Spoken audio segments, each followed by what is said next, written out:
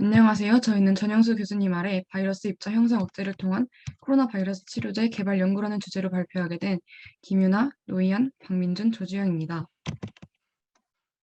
2020년 세계적 대유행을 야기하여 현재까지도 인류의 생존을 위협하는 존재로 부상한 사스 코로나 바이러스2는 2002-2003년에 발생한 사스 바이러스와 2015년 출현한 메르스 바이러스와 같은 코로나 바이러스의 변종으로 박쥐, 천상갑 등의 동물 숙주로부터 수차례의 돌연변이를 거쳐 인간에게 전파된 것으로 추측되고 있습니다. 사스 코로나 바이러스2는 사스 코로나 바이러스와 마찬가지로 에이스2 단백질을 세포 내 침입을 위한 수용체로 이용하고 유사한 병증을 유발하기 때문에 사스 코로나 바이러스2라고 망명되었습니다. 이 사스 코로나 바이러스2는 에이스2에 대한 결합력이 매우 높아서 지금의 세계 대유행을 야기하였고 계절병으로의 고착화가 매우 우려되는 상황입니다. 세계보건기구는 2020년 1월에 국제적 공중보건 비상사태를 선언하였고 3월에는 팬데믹, 즉 세계적 범유행으로 격상시켰습니다. 2021년 12월 27일을 기준으로 약 2억 8천만 명 이상의 확진자와 540만 명 이상의 사망자가 나타났으며 세계적으로 미치는 사회적, 경제적 영향도 막대한 상황입니다.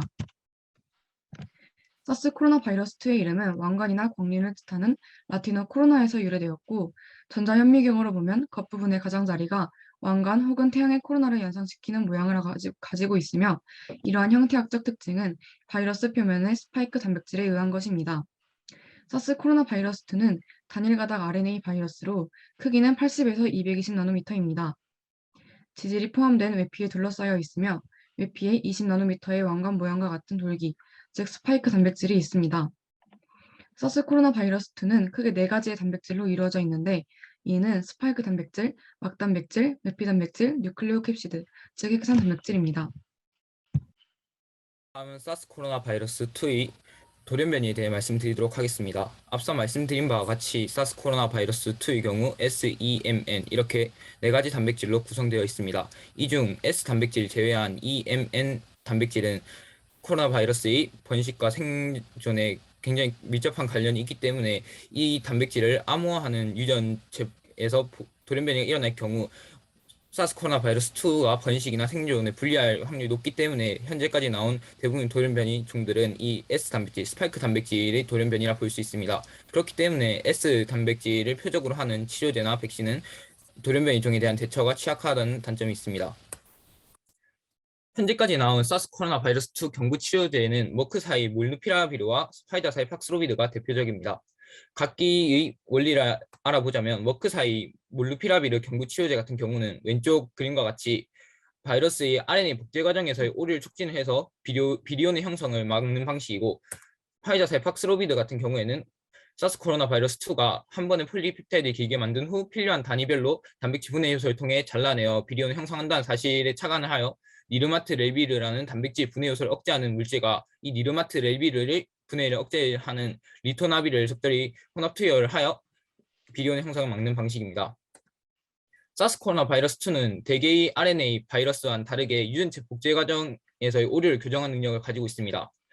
중앙의 사진에서 초록색 부분이 NSP14 단백질인데요. 이 NSP14 단백질이 사스 코로나 바이러스 2의 RNA 복제 과정에서의 오류를 교정하는 능력을 가지고 있습니다.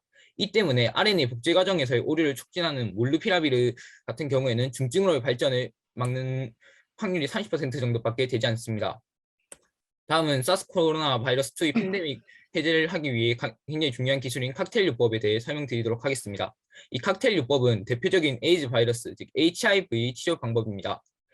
이 칵테일 요법은 바이러스 번식 과정의 다양한 단계를 표적으로 하는 치료제를 혼합 투여하는 방식으로 진행됩니다. 예를 들어서 각기 치료 효과가 40%, 60%, 30%인 치료제가 있고 이 치료제들이 각기 다른 번식 단계를 표적으로 하는 치료제라 하면 이 치료제들을 혼합 투여하여 치료 확률을 높이고 또 돌연변이 종이 발생한다 하더라도 이 돌연변이 종에 대처를 하여 그 치료 효과가 감소하는 효과를 막을 수 있는 방법이 됩니다. 즉 사스 코로나 바이러스 2 팬데믹 종료를 위한 핵심적인 기술이라고 볼 수 있습니다.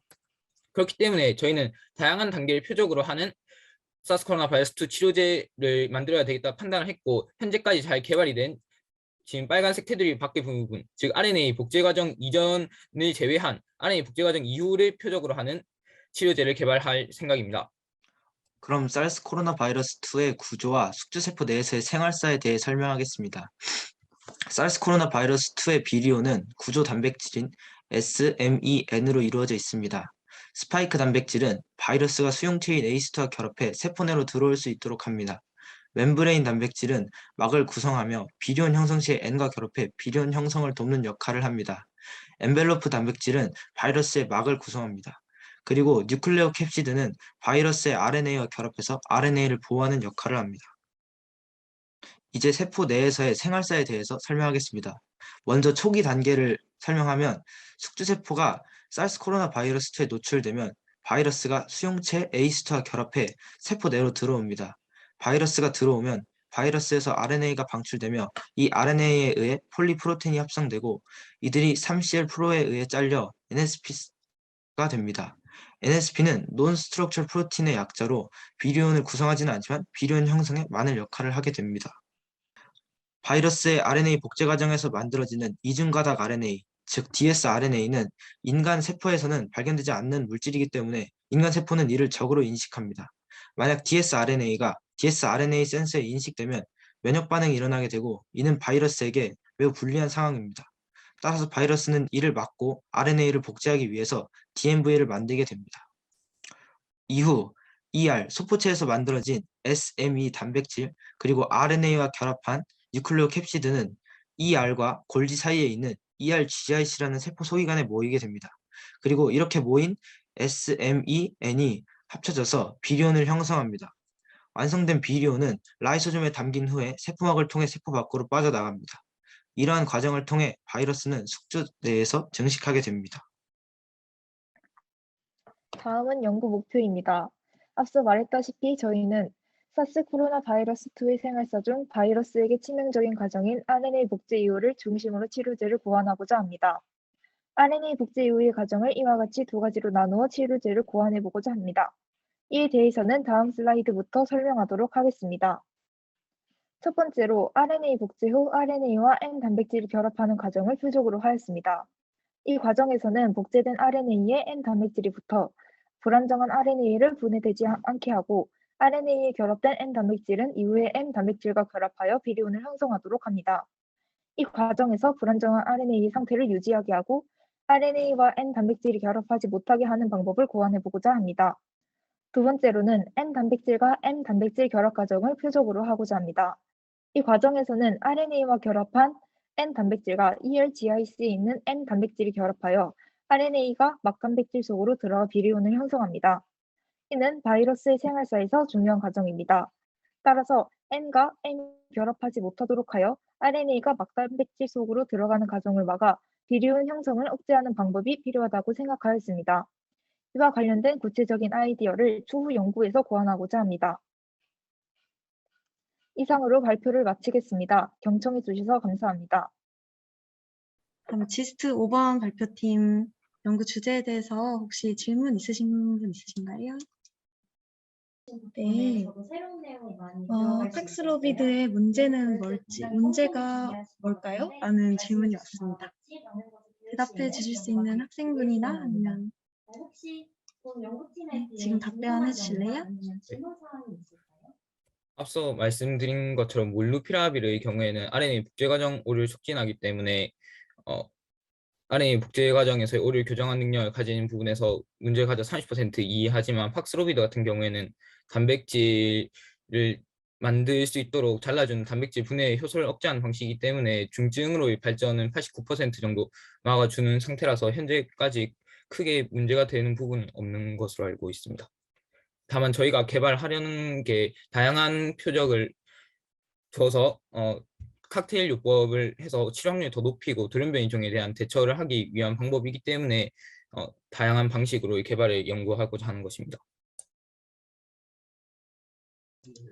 네, 감사합니다. 다른 질문 있으신가요? 저 질문 하나 해도 될까요?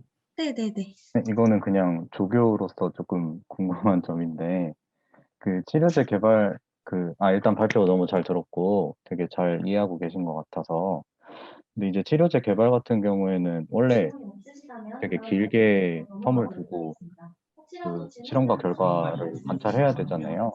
근데 이제 프리 URP 특성상 집중 연구 기간도 좀 정해져 있고 이번엔 특히 비대면으로 많이 진행돼가지고 그 말씀하신 계획 중에 실제적으로 어떤 부분에 좀 집중해서 참여 학생분들이 연구 진행하게 될지 좀 궁금합니다.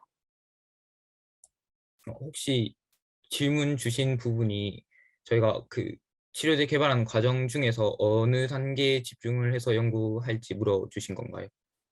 네네. 실제적으로 집중 연구 기간에 뭐 어떤 식으로 진행할지 좀 그만 궁금해서요, 이거는.